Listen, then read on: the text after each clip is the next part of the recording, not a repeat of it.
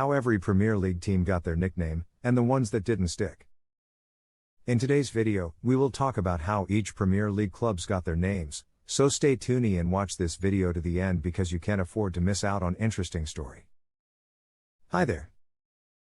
It's Pitch Update and I'm happy to welcome you to this video. Don't forget to click on the subscribe button and notification bell down below, so you get to know whenever we post similar videos like this. With that being said, let's get to the video. Arsenal, the Gunners. Arsenal's nickname is a reference to the club's origins, having been formed by workers from the Royal Arsenal Armament Factory in Woolwich, which produced munitions, weapons, such as artillery and small arms, and explosives. Cannons have featured on the Arsenal crest since 1888 and Arsenal retained the nickname and logo despite the move from Woolwich to Highbury in North London in 1913. Aston Villa, the Villains. The name Villa derives from Villa Cross Wesleyan Chapel, the name of a former cricket club which provided the founders of the football team. The nickname, Villains, is a wordplay that can confuse outsiders who think it's spelled villains. The team was also once known as the Lions from the lion on their badge, but it's no longer used as a nickname. Brighton and Hove, the Seagulls. Brighton's big rivals Crystal Palace can take some credit for this one. The club's first nickname was the Dolphins, coined in the 1970s, although a dolphin had been on the club's crest back into the 1940s, but it was short-lived thanks to some creative Brighton fans. The story goes that during a hectic drinking session on Christmas Eve 1975 a group of regular Brighton fans cooked up a plan to respond to Palace fans chanting Eagles, Eagles with seagulls, seagulls. The nickname swept through the fan base and in 1977 a seagull was added to the badge, although removed in 1998. We didn't really mean to give Albion a nickname. All we were trying to do was have a go at Palace and find a chant that could drown their fans, said Derek Chapman, one of the group who gave them the name. It proved a dolphin-sized headache for Rob Pavey, the club's commercial manager. We had a whole lot of stock with dolphins on it and really all I could do was ditch it and we concentrated on the seagulls. Burnley FC, the Clarets. So named because watching Sean Dyche's team struggle to score a goal this season is enough to drive a fan to drink copious amounts of red wine to numb the boredom. Or it's to do with their shirt color. One of the two. Jokes aside, Burnley has a famous history as one of the 12 founder members of the Football League, coming into being in 1882 when members of Burnley Rovers Rugby Club decided to ditch their sport for the far superior game of football. The club colours of claret and blue were adopted before the 1910-11 season in tribute to the then Football League champions Aston Villa. Before that move the club had gone by the nicknames of Turfits, Murrets or Royalites, as a result of their ground's name and a royal connection. Chelsea, the Blues. While the Blues is as obvious as the Clarets, it replaced the nickname of the Pensioners, held into the 1950s because of their association with the famous hospital home to British war veterans, the Chelsea Pensioners. Before COVID, loyal pensioners were still given seats for games at Stamford Bridge. The Pensioners was dropped in the 1950s on the say-so of coach Ted Drake, a former star player, who felt it was an embarrassment and went on TV to tear it down. For want of a better name, Chelsea went with the Blues from then on. Their pensioners, meanwhile, ended up getting contracts at Arsenal. Crystal Palace, the Eagles, the Glaziers. The evocatively named club was formed by employees of the Crystal Palace in 1861. The original Crystal Palace was itself a nickname, of a large glass and iron structure erected in Hyde Park, London, for the Great Exhibition of 1851. It was moved to South London and was part of a theme park until November 30, 1936, when it burned down. From their inception, the team has been known as Palace, but also the Crystals and the Glaziers, because of the association with the glass building. That latter nickname stuck until 1973 when flamboyant manager Malcolm Allison decided it was too fragile, and he insisted on the more aggressive Eagles. Allison also ditched the team's claret and sky blue colours in favour of red and blue stripes to imitate the Barcelona look. Everton, the Toffees. Still to this day, pre-COVID of course, women in traditional dress hand out mints to fans before games at Goodison Park. The Toffees nickname originated very early in the history of the club, and its genesis is still argued over with two local rival toffee shops playing a large role in the club's early history. Ye ancient Everton Toffee House was operated by Old Ma Bushell, who invented Everton Toffees and sold them to Everton fans when they played at Anfield. Mother Noblet's toffee shop was located near Goodison Park and became more frequented when the club moved from Anfield in 1893. Both laid claim to being the reason for the nickname. Fulham the Cottagers. The nickname arises from Craven Cottage, the 1903 building that is present at the corner of the ground. But that building is not the original cottage built for Lord Craven in 1780, which was once home to French Emperor Napoleon III before it was destroyed by fire in 1888. Leeds United, the Whites, the Peacocks. Although the team is widely known as the Whites these days, because of their kit, fans of generations past knew them as the Peacocks. The original name for Elland Road was the Old Peacock Ground, which was named by its original owners after their pub called the Old Peacock, which did a roaring business across the road. There are also those who believe the Peacock name was inspired by the first club colours of royal blue with yellow trimmings. The all-white outfit which inspires the current nickname didn't appear until the arrival in 1962 of their great manager Don Revie, who wanted fans and players to believe that the club could become as successful as Real Madrid. 10 years later the blue and gold were revived as trim colours. Revie, a very superstitious man, also got rid of the club's owl emblem, believing the creatures to be unlucky. Leicester City, the Foxes. Leicestershire's fame as a fox hunting hub inspired the nickname and choice of the club's emblem, with a simple fox design appearing on the club's shirts for the first time in 1948.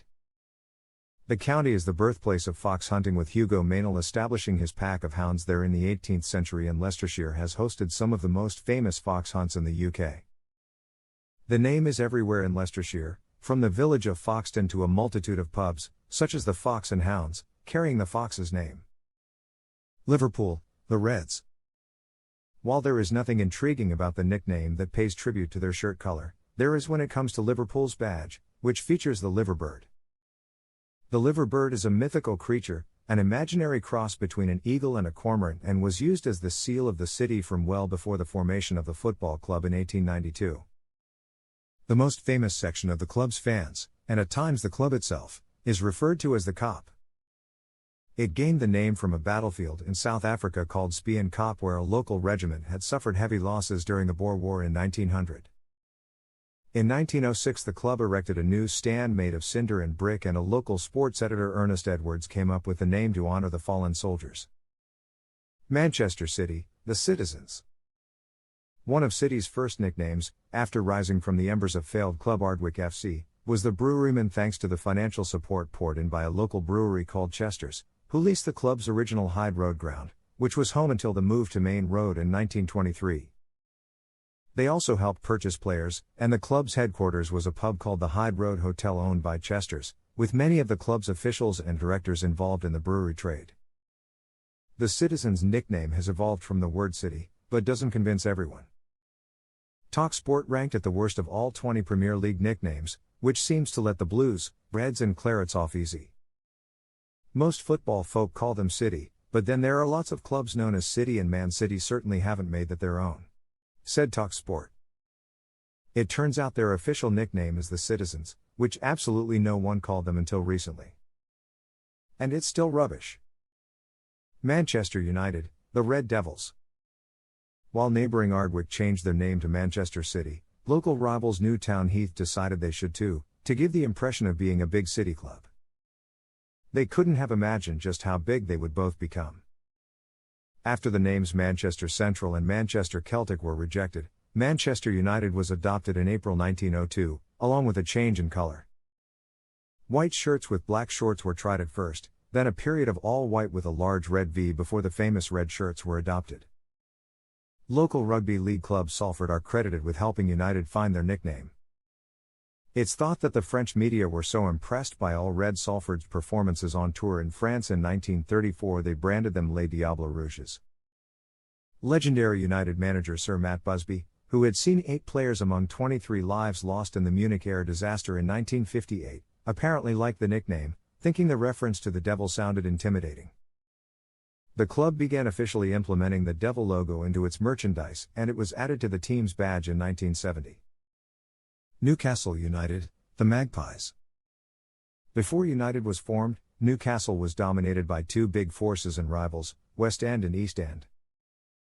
By the end of 1892 the East Enders had become dominant, and the West End, on the brink of financial ruin, offered their lease of St. James Park to East End along with their players. At first the club played in red and white stripes, of course synonymous with their hated rivals Sunderland but a change to black and white happened soon after, with the colours giving rise to the Magpies nickname. In recent years the club has also picked up the moniker of the Toon, particularly in reference to its fans, derived from the Geordie pronunciation of town. Sheffield United, the Blades. Sheffield United are nicknamed the Blades from the most famous trade of the town, cutlery and knives made from steel. However, that nickname, or the Cutlers, was given to all sports teams from the town of Sheffield, including, at first, their local rivals Sheffield Wednesday, and a match between them was referred to as a Clash of the Blades. Wednesday fans felt they deserved the Blades nickname more as they were older, but a newspaper cartoon in 1907 depicted Wednesday as an owl, due to their base at Allerton, and United as a blade, and both nicknames eventually stuck. Southampton, the Saints. Southampton were originally founded at St. Mary's Church, on November 21, 1885 by members of the St. Mary's Church of England Young Men's Association. They became St. Mary's FC in 1887-88, before adopting the name Southampton St. Mary's when the club joined the Southern League in 1894. They won the Southern League title in 1896-97 and renamed as Southampton FC. Saints played at the Dell for 103 years before moving into their new St. Mary's Stadium for the 2001-02 season. Tottenham Hotspur, the Lilywhites, Spurs. Tottenham's earliest jerseys, from their formation in 1882, were navy blue, and later half and half blue and white shirts.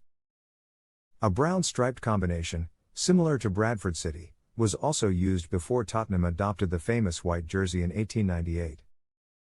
The club directors chose to emulate Preston North End, who had just gone through a season unbeaten, appropriating their kit and their nickname, which Preston still use.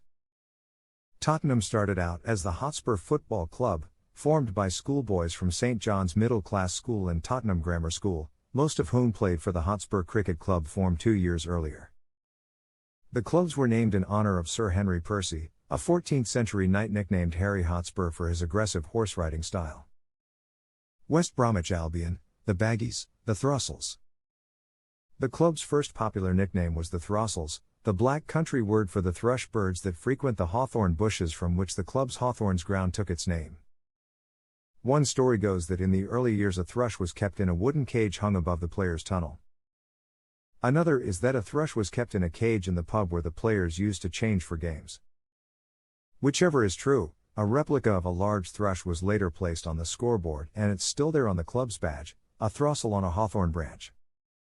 The Baggies nickname has several explanations, none of which have convinced everyone. One is that it represents the gatekeepers who would gather up the gate takings in big cloth bags, and as they moved along the pitch the crowd would chant "Here come the Bagmen" or "Here come the Baggies" at them. Another version suggests many of the supporters worked in the local ironworks, and because of the intense heat, they wore loose, baggy clothing and would go to the game straight after work in their baggy attire. West Ham, the Irons, the Hammers. In May 1895, West Brom beat Aston Villa in the FA Cup final, and David Taylor, foreman in the shipbuilding department of Thames Iron Works, suggested to his boss Arnold Hills that the company should form its own football club. Hills had been involved in a bitter dispute with his workers and saw it as a way to ease tensions.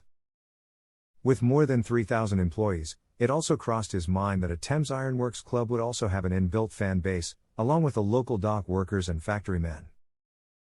The team was launched and have had the two diagonally crossing hammers on their badge since the beginning.